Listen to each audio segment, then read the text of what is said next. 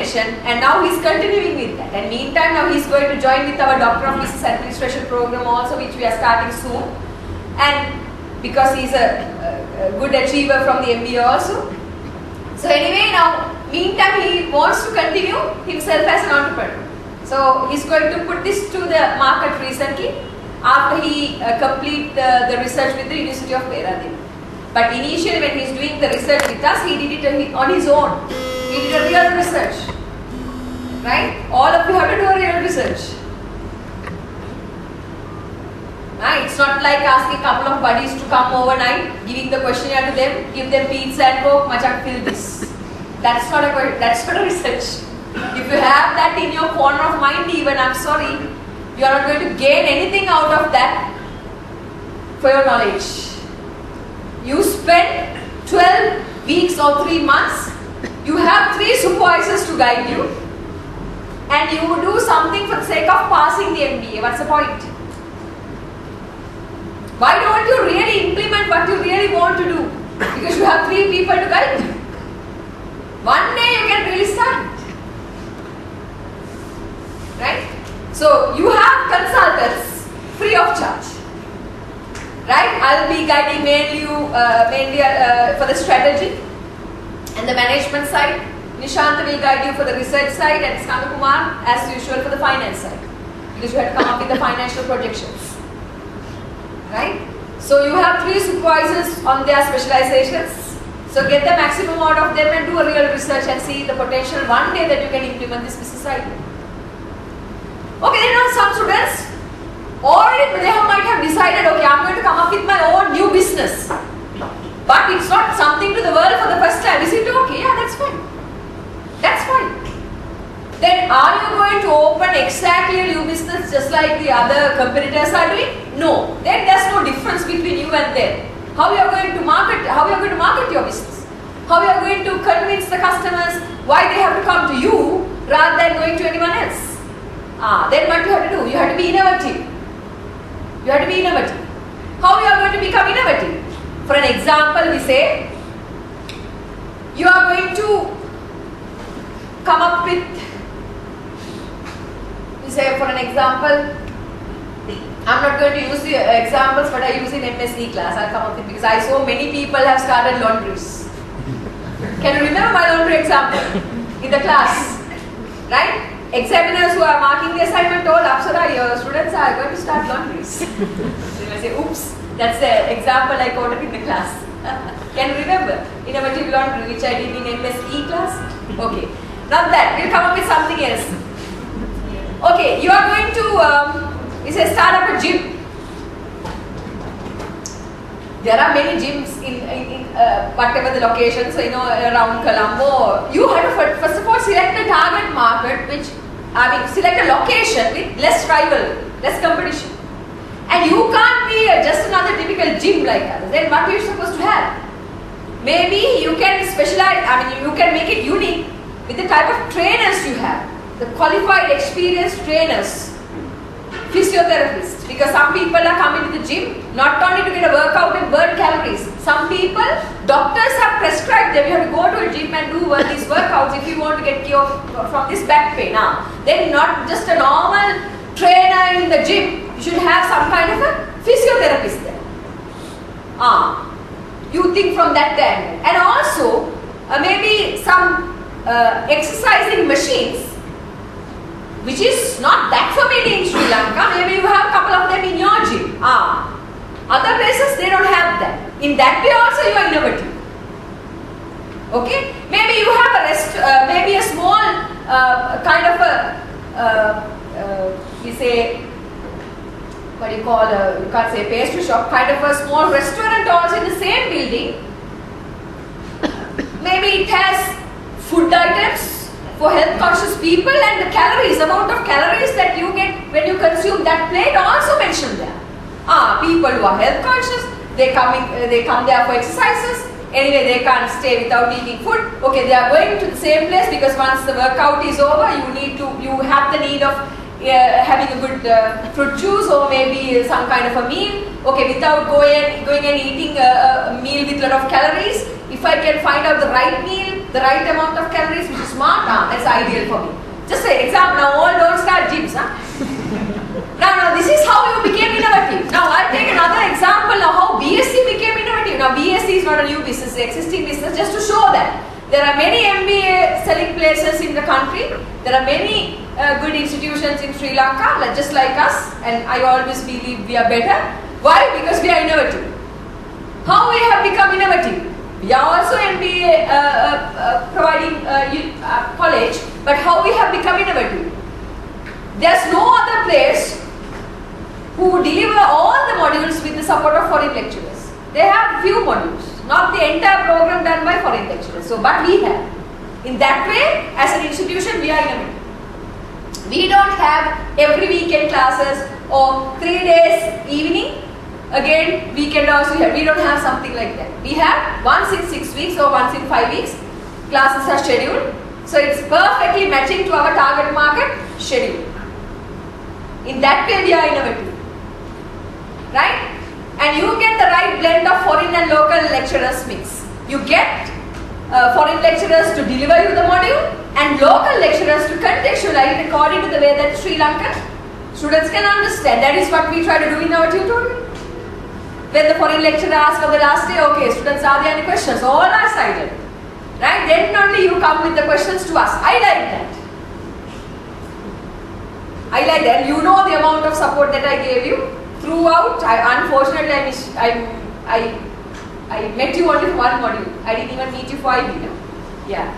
So anyway, now you get that support. All the other lecturers, even Mr. Nishanta, Mrs. Kantakumar, all the lecturers, the support that you get to contextualize what you learn into the Sri Lankan context. So this is something that other people don't have. Foreign and local lecturer mix. That's not there.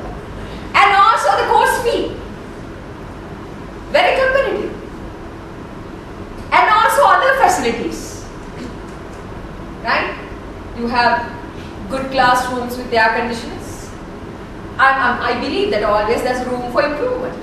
Because like nobody is perfect, no place can be perfect. There's always chances for improvement. And good classrooms and then good technology with the projectors and all. You get some refreshments every Saturday and Sunday. Right? All these are for the same price. What are these? USPs, unique selling points, to show that, yeah, we are also an institute, but we are not just another institute. We are different than the rivals in these ways. So you also can start businesses. Similar businesses might be there in Sri Lanka. But your one is different. Now for an example, you can start a gym, but your gym is different than the other gyms. You can start a designer wear clothing outlet, but it is different than the other designer wear clothing outlets. Right? You can start maybe a training institution which is using the cloud platform. They are IT people. Right? So, but you are different than the other similar training offering institutions. You may start a kind of a hotel. Right? Maybe it's a budget hotel targeting the backpacking tourists, not the rich ones, but who come to country with a limited budget. There can be different ways that you can make your business innovative. So you can either come with invention or innovation. Always you don't have to come up with a new product or new service or a new concept to the world for the first time. If you can, that's really good. But you can always come up with innovations also if you are starting up a new business. So if you have decided to go ahead with the new business, these are the areas that you will cover. I'm not going to take you through every area because when your guidance session starts, we are guiding you chapter by chapter. So for every guidance sessions, when those are going to happen, Amali will email you soon. I'm not saying tomorrow, she will email you maybe this week or within the course of next week.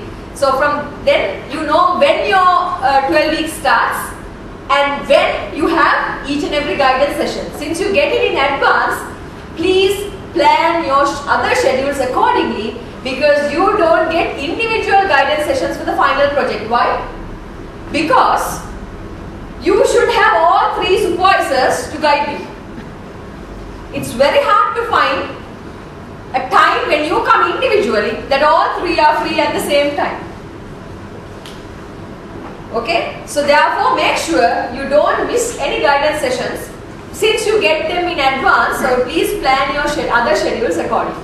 Right? So now these are the main areas that we cover under the new business concept. Some of them you're already familiar with because you did MSc assignment. The new business concept, you should have a clear business idea. If any student who's going to come up with new business, now itself have to think, okay, what's my product or service that I'm going to sell? And which type of customers am I going to target? Who's my target customers? And how am I going to make my business unique than the other rivals or competitors in the marketplace? Right? And what type of benefits or advantages I try to derive to my target audience? In what scale am I going to start my business? The small scale organization or a medium scale or large scale? Another wrong perception that some students have in their mind is, since I'm doing MBA final project, my business proposal have to be always for a large scale business. No, there's nothing like that. It does not matter even your business is medium scale or even small scale, as far as your business is lucrative, that's fine. Okay? Then you have to also decide what is your product, who's your target market, special features, values, scale of the business, who's going to involve with you to make this business happen. You might say, okay, I'm the only one owner, I'm going to be the sole proprietor or the sole trader. But you can't manage every activity by yourself. I'm not talking about the staff, but who else is going to involve in management, right? Then think about that. And then feasibility analysis. Once you really start the BDP cycle, after a couple of days later on, you have to, okay, what is there in my head as a business idea? Can I really implement it in the real business world? Will the product or service in my head, will it be accepted by my target audience? What type of product or service features do they expect? Who are the competitors? What are their offerings? For how much they are selling their products? So how much I have to market as my product price? All these things you have to find through your feasibility analysis. So you have to see whether your product is feasible or whether your service is feasible. Then can I enter the industry? How attractive the industry is? Are there any barriers? What is the rivalry or the competition? Are there any substitute products? What about the industry? Is it stagnant or is it growing? All these things you have to find out. And then market feasibility, you do a closer analysis of your target market. How I can segment my customers demographically, geographically, psychographically. How can I segment my target market segment? And also, what are their buying behaviors before they purchase products? What type of things that they look into, right? From where I can get some information about my target market, those information. Then organizational feasibility. As a new starting up entrepreneur, I'm not going to only come up with a new product or service to the market. I'm starting up a new organization also. So how many employees do I need? What type of skills should they have? And also what are the resources that I might need in terms of the financial, non-financial resources, what type of resources I might need to start this business.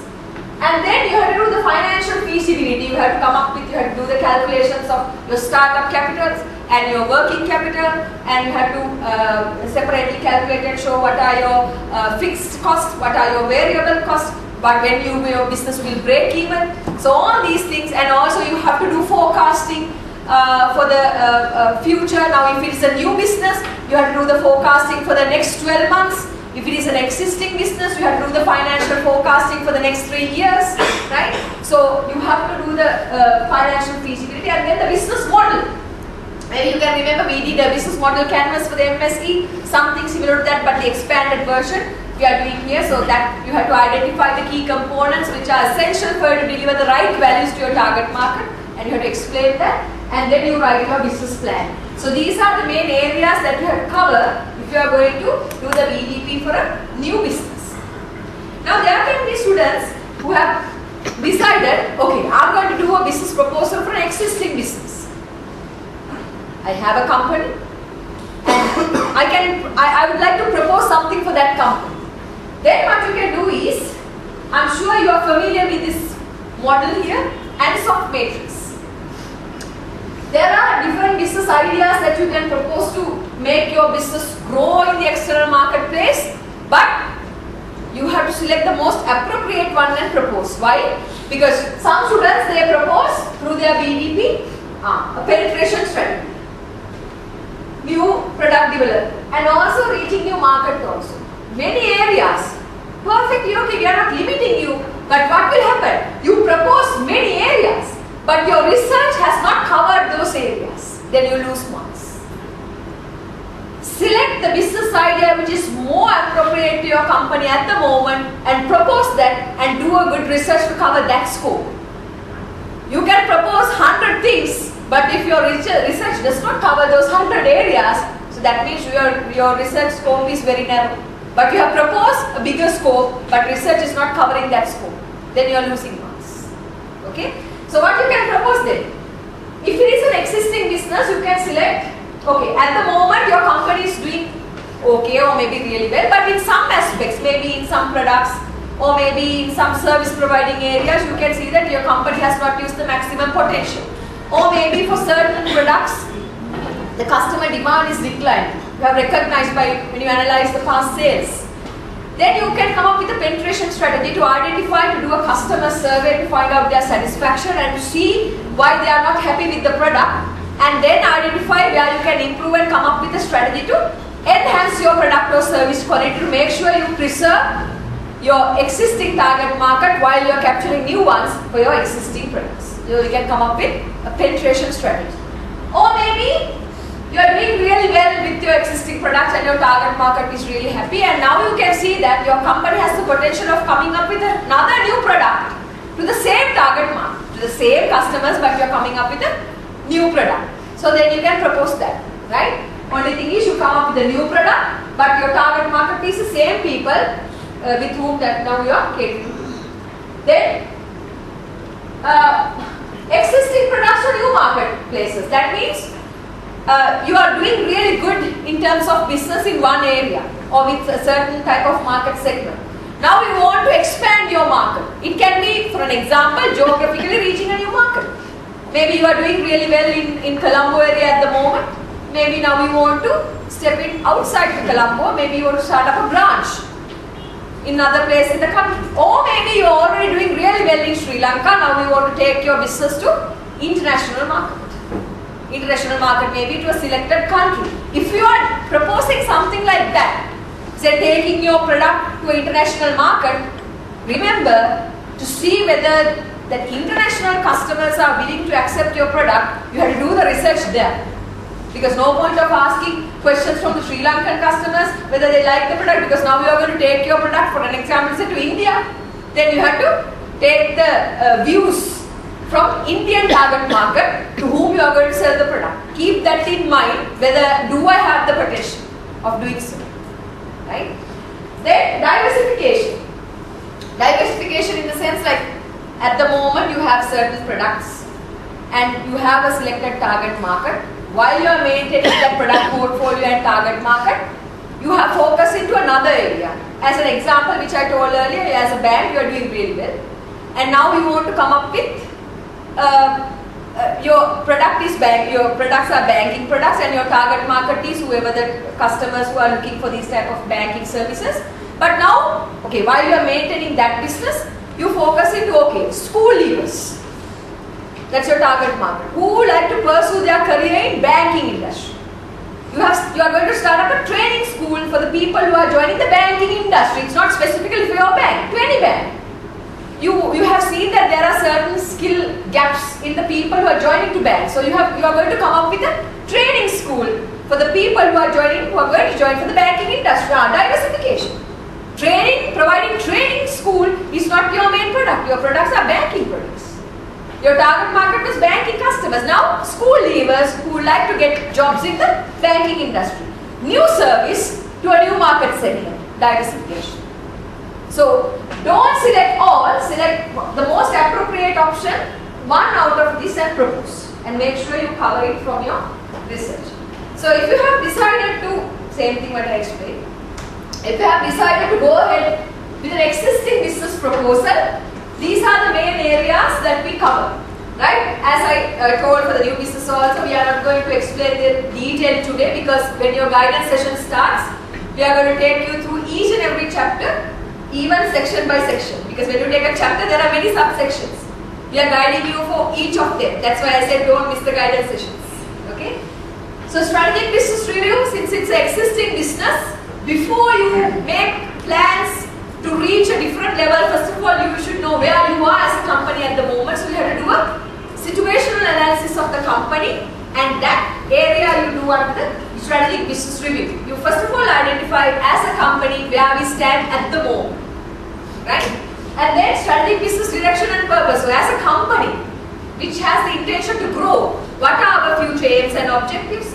What should be the capacities and the capabilities that we should develop in the future if we want to achieve our future goals?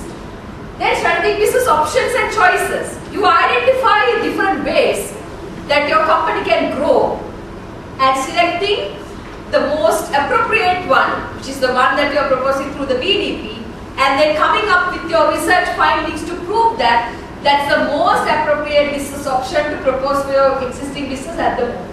Right? Then SBU plans. So when you are doing a business proposal for an existing business, you are just one individual in that company. Even you propose, you can't implement things only by yourself. So you need the support of other functional areas. In other words, you need the support of other departments. So you are going to prepare mini plans for each and every department, which should play a key role in implementing your proposed business idea. So you prepare mini plans and a budget for each of these departments, from which you need the support to implement your proposed business idea. Then financial projections, as I mentioned, the financial projections for the existing business should be done for the forthcoming 3 years, for the future 3 years. And then implementation and change management. Since it's existing business, even you go for penetration or diversification or product or market development, it will do some changes for the existing processes of the existing company. It can affect your strategy, it can affect your staff, their skills, the culture, system. So then how this change has to be smoothly managed, because even how good your business idea is, people resist change. Okay? So therefore, you have to explain how we are going to implement this proposed business idea with the aid of a Gantt chart, and also how we are going to manage change. Right? So that has to be explained. And just before I forget, I want to mention this. I prefer that if all are giving the full attention. Majority are. Right? So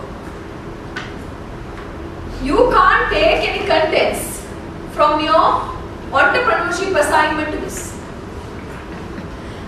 You can't take any contents from your international business assignment to this, in case if you have an idea to take your business to another country, because something similar I think you did for your IB assignment.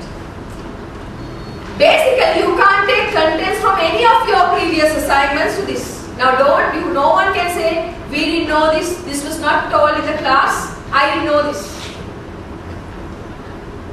You can't take contents from your previous assignments. You might say, come on, it's my work. I'm the author, why can't I take? The reason is, for those modules which you have done, you have been assessed and given marks. This is a new work that you have to do. Each project or each assignment has certain number of credits allocated. Each credit equal to 10 hours of learning. One credit equal to 10 hours of learning. So here you have to put the effort to get 60 credits. If you have taken some contents from your previously done assignments, which you have been assessed and given marks, where is the new effort to do this assignment, to do this final project? Simply as a result of that, you can't argue, because you have done self-plagiarism. I'll tell you the result now, you will fail. Now no one can say, I didn't know, I was not there, like that. All the things are there in the slide also, and this has been communicating in our every tutorial class. Another thing is that you can't have high similarity also. I'm sure that all of you are aware of the similar now. That it become more strict now because you are now going to be university